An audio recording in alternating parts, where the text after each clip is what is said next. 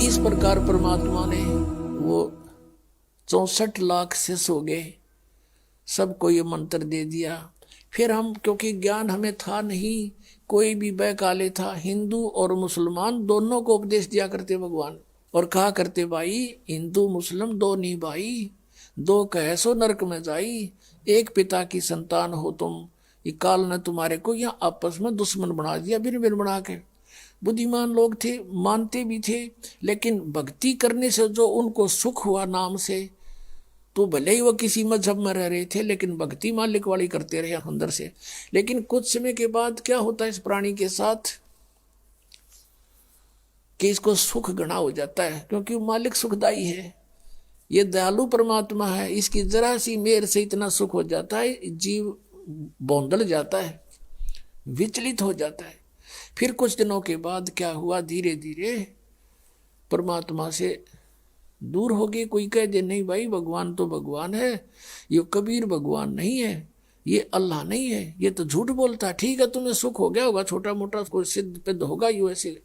तो इस तरह उन्होंने, हमें ज्ञान ना होने से अपने मजहब के लोगों ने परमात्मा से हमें पुनः दूर कर दिया, लेकिन उस मालिक का उद्देश्य था वो पूरा हुआ।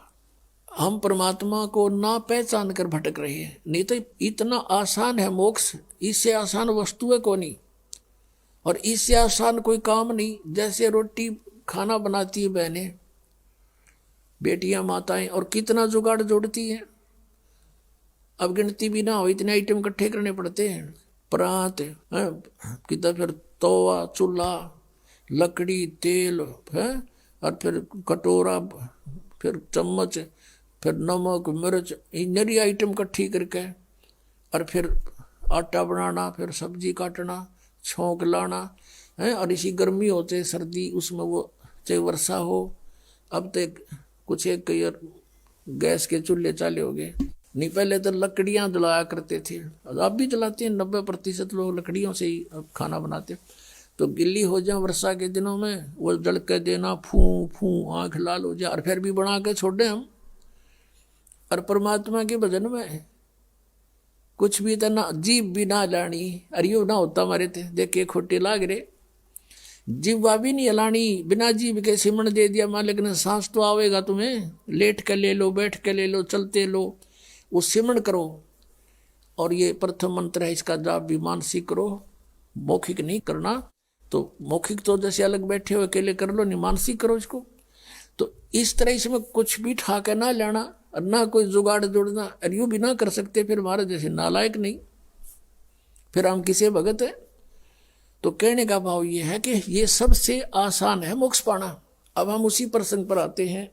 तो ऐसे परमात्मा हमें चार्ज कर गए, और चार्ज करके चले गए। मालिक सहश्री राय थे, सहश्री चले गए, तो हम मालिक को नहीं पहचान सके, इसलिए उनसे विमुख हो गए थे। परमेश्वर ने एक लीला की थी।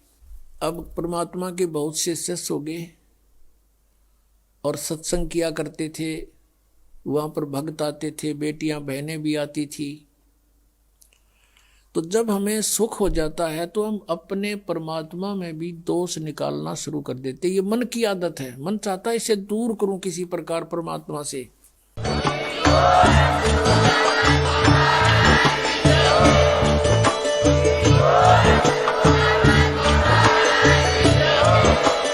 आप सुन रहे थे जगत गुरु तत्वदर्शी संत रामपाल जी महाराज जी के मंगल प्रवचन। अधिक जानकारी के लिए विजिट कीजिए हमारी वेबसाइट www.jagatgururampalji.org। संत रामपाल जी महाराज जी के शुभ आशीर्वाद से पूरे विश्व भर में 500 से भी ज्यादा नाम दीक्षा केंद्र हैं, जिन पर संत रामपाल जी महाराज जी द्वारा ऑनलाइन निशुल्क नाम दीक्षा दी जा रही है। अपने नजदीकी नाम दीक्षा केंद्र का पता करने के लिए संपर्क करें 8222880541।